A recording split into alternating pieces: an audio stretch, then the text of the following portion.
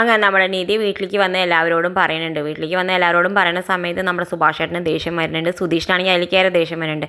എല്ലാവരും വേഗം നീതിയുടെ കൈ പിടിച്ചിട്ട് പുറത്തേക്ക് ഇറങ്ങി വരുന്നുണ്ട്. ആ സമയത്ത് നികേഷിനോട് വീട്ടിലിരിക്കാൻ പറയുന്നുണ്ട്.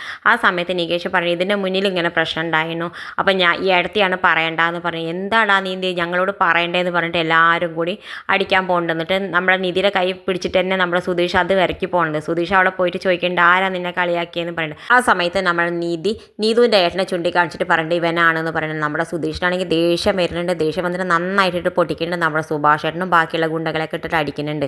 എന്നിട്ട് നമ്മുടെ ആ സമയമ്പോഴേക്കും നമ്മുടെ ഭാസ്കരനും വരുന്നുണ്ട്. ഭാസ്കരനും പറയുന്നുണ്ട് എല്ലാവരും ഇട്ടിട്ട് നന്നായിട്ട് കൊടുക്കാൻ പറയുന്നുണ്ട്. നീ ഞങ്ങളുടെ വീട്ടിലെ കുട്ടിയെ കളിയാക്കുമോ എന്നൊക്കെ പറഞ്ഞിട്ട് ഭാസ്കരനും ഇരുന്ന് ചൂണ്ടിക്കാണിക്കുന്നുണ്ട്. എന്തായാലും നമ്മുടെ സുധീഷ് ഇട്ടിട്ട് നന്നായിട്ട് അടിക്കുന്നുണ്ട് നമ്മുടെ നീതുനേട്ടനെ നന്നായിട്ട് ചോരയ്ക്ക് വരുന്നത്. എന്നിട്ട് നീതുനേട്ടനോട് പറയുന്നുണ്ട് സോറി പറയടാ, എൻ്റെ ഭാര്യയോട് സോറി പറയടാ എന്ന് പറയുന്നത്. നീതിയോട് പറഞ്ഞിട്ട് സോറി ഇനി പറയില്ല പറയടാ എന്നൊക്കെ പറയുമ്പോൾ ഇതൊക്കെ കേൾക്കുമ്പോൾ നമ്മുടെ രീതിക്കാണെങ്കിൽ വലിയ സന്തോഷമാവുന്നുണ്ട്. ആ സമയമാണെങ്കിൽ ഹരീഷ് വരുന്നുണ്ട്. ഹരീഷ് ഇട്ടിട്ട് എല്ലാവരും പൊട്ടിക്കുന്നുണ്ട്. എല്ലാവരും അടി കൊണ്ടിട്ട് വേഗം ഓടുന്നുണ്ട്. എന്തായാലും എല്ലാവരും വീട്ടിലേക്ക് മടങ്ങുന്നുണ്ട്. എന്തായാലും അപ്പോഴേക്കും നമ്മുടെ നീതുവിൻ്റെ ഏട്ടനാണെങ്കിൽ വീട്ടിലേക്ക് മടങ്ങുന്നുണ്ട്.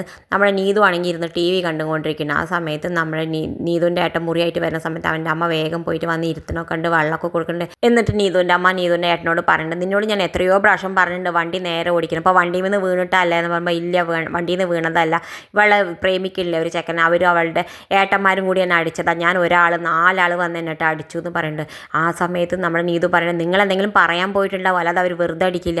അപ്പോഴും കണ്ട് അവനെ സപ്പോർട്ട് ചെയ്തിട്ട് എന്നെ സപ്പോർട്ട് ചെയ്യാതെ എന്നൊക്കെ പറഞ്ഞിട്ട് നമ്മുടെ നീതുവിൻ്റെ ഏട്ടൻ നീതുവിനെ അടിക്കാൻ പോകുന്നുണ്ട്. എന്തായാലും അവരെ പിടിച്ചിരുത്തുന്നുണ്ട്. നമ്മുടെ നീതുവിൻ്റെ അമ്മ വേഗം പോലീസിൻ്റെയൊക്കെ കംപ്ലയിൻറ്റ് കൊടുക്കുന്നുണ്ട്. എല്ലാവരും കൂടി സുധീഷിൻ്റെ വീട്ടിലേക്ക് പുറപ്പെടുന്നുണ്ട്.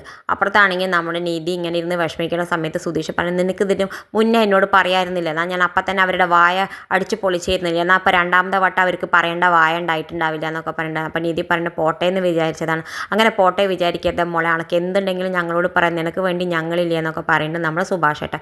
ഹരീഷ് ആണെങ്കിൽ വേഗം പോയി കൈ കൂപ്പിയൊക്കെ മാപ്പ് ചോദിക്കുന്നുണ്ട് നമ്മുടെ നീതിയോട്. ഞാൻ കാരണമല്ല ഏടത്തിക്ക് ഇങ്ങനെ ഒരു പ്രശ്നം ഉണ്ടായ, നാണക്കേടുണ്ടായി, എന്നോട് ക്ഷമിക്കുക ഏടത്തി. പറയുമ്പോൾ എന്താ നീ ഇങ്ങനെ പറയുന്നത്, നീ എവിടെ ഇതിന് ഒരു പ്രശ്നവും നീ ചെയ്തിട്ടില്ലല്ലോ എന്നൊക്കെ പറഞ്ഞിട്ട് നമ്മുടെ ഹരീഷിനോട്.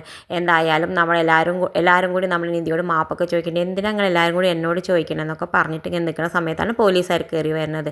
പോലീസുകാർ ചോദിക്കുന്നുണ്ട് നിങ്ങളെല്ലാവരും കൂടി എന്തിനാ ഈ ചെക്കനിട്ടിട്ട് അടിച്ചതെന്ന് ചോദിക്കുന്നുണ്ട്. ആ സമയത്ത് നമ്മുടെ നീതുവിൻ്റെ അമ്മ പറയുന്നുണ്ട് എൻ്റെ മകളുടെ പിന്നിൽ നടക്കണ്ടെന്ന് പറഞ്ഞതിനാണ് ഈ ചെക്കന്മാരൊക്കെ ഇവനിട്ടിട്ട് അടിച്ചതെന്ന് പറയുന്നുണ്ട്. ആ സമയത്ത് പോലീസുകാർ കേസ് എടുക്കുമ്പോൾ സമയത്ത് നമ്മുടെ നീതി പറഞ്ഞിട്ട് ഞാൻ പോയി പറയട്ടെ.